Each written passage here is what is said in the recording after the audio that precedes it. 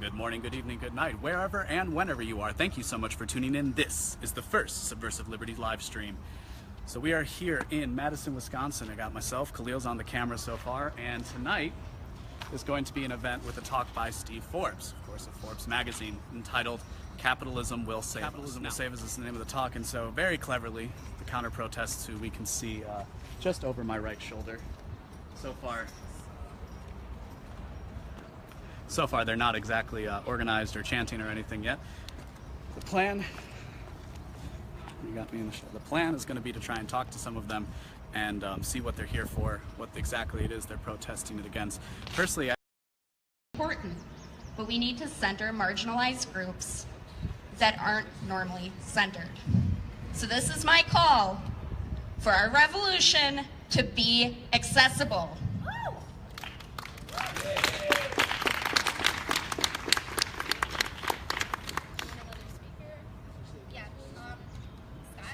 Is this what usually happens at an event like this? Because that had nothing to do with Steve Forbes.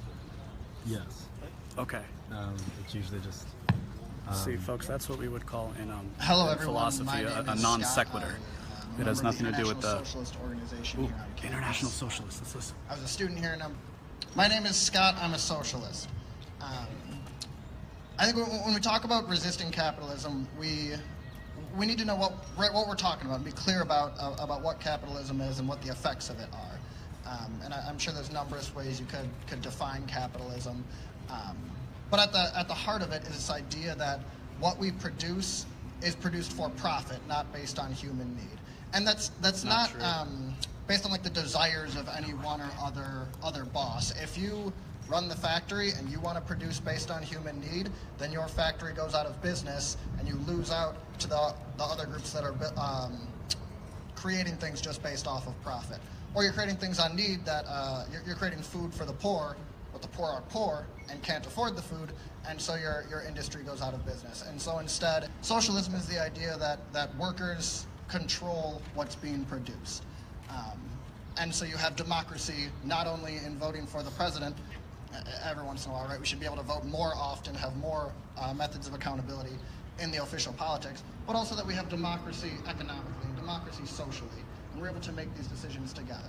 So right now, in a rational world, if we're thinking about what do people need and what does humanity need right now, right? We don't need airplanes, we don't need warplanes, we don't need tanks, we need buses and trains, right? So first and foremost, we need a massive left-wing socialist, explicitly socialist movement.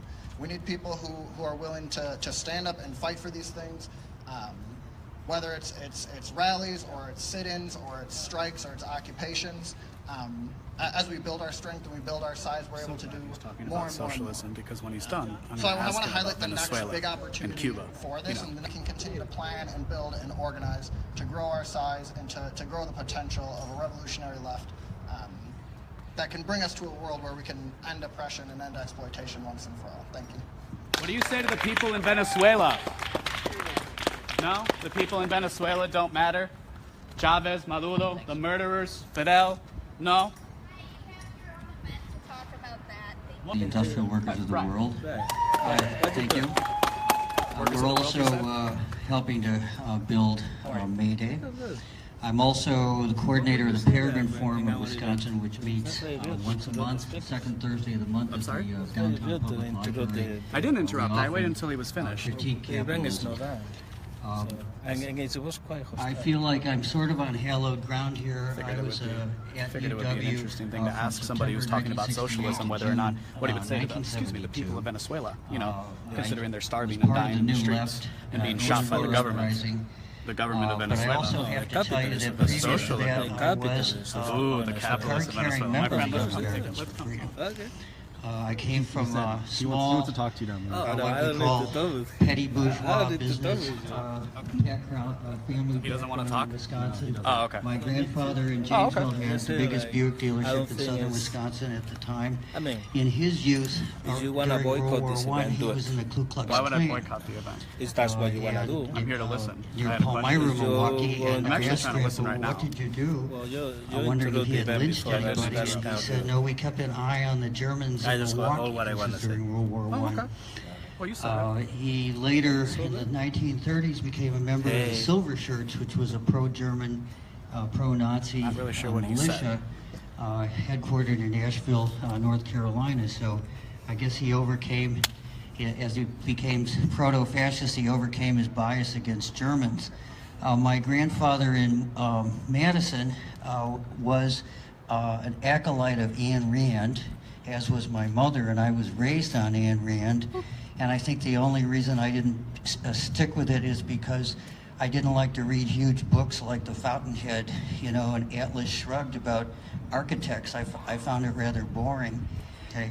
What's really ironic about libertarianism is that libertarianism claims that if we all could start society all over again, or at least American society, with roughly the same amount of property, and we had minimal government, we could relate to each other through the free market, and supposedly everything would balance out, inequality would be minimized, supply and demand would be balanced out, you wouldn't have economic crises, you know, depressions and that sort of thing. And this is a complete fantasy world, you know, and I understand the need to sort of keep the alt-right off campus. I understand that. I would say, though, that at other times it's important for those of us on the American left, since we're at a disadvantage, it's important for us to actually take some of these free market ideologies on in public debates. I mean, since the 1960s, American capitalism has gone from a sort of liberal Keynesianism, it's gone months and years. Libertarianism claims to be non-coercive, but actually in the context that we're in today, and you know it, libertarianism is just wielded as an ideological cudgel to enable the corporations to crush people, okay? So that, in that sense, it certainly is violent, okay? And so with that, I've taken up enough of your time. I really appreciate being here today in this sort of hallowed ground.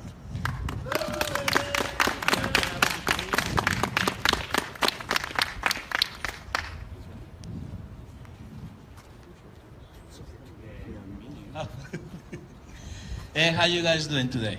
All right, thank you for coming. This is a wonderful event. Well, you know, we're in the middle of a war here.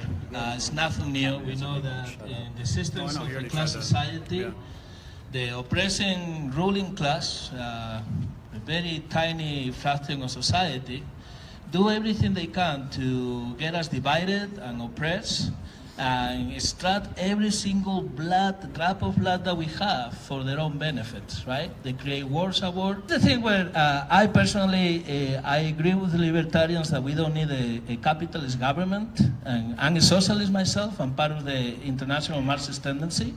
And I can tell you, as a communist, I fight for a society, eventually we don't even have a socialist government. We have a society very similar to the one that you're talking about. Like we all work what we can, and we all have what we need. And we don't need police, and we don't need military, we don't need laws, because we can regulate as humans in a higher society when we don't have to fight against each other, because most of the resources go to a tiny minority in society. So in that, you have a friend here. And happily, you keep saying that people that look like me, that talk like me, workers who make only $7.25 in this city, they don't deserve what you call a hands out. You call taxes stealing. You say that those who don't make money don't deserve to have anything. You are condemning poor families, okay? And I tell you, because I'm Latino also. I'm a Marxist and Latino and I work. I'm going to tell you where I am, and I'm going to tell you how you are hurting me. You are hurting me. I'm telling you. I'm explaining to you. I have all time to explain to you, man. You are hurting me because in my community, there are people that work tirelessly every day in 2 or 3 jobs, both the mother and the father, to put some food on top of the table for the kids. They're in disadvantage because they are workers and because they are undocumented workers. And I know Brazil over there, we have to transform society so all those resources that are right now, 8 people have the same wealth than 3.5 billion people. How the libertarianism explains that? That's like free enterprise? We need less government. Central banks, if you're What we need is a transformation. And comrades, you should join us.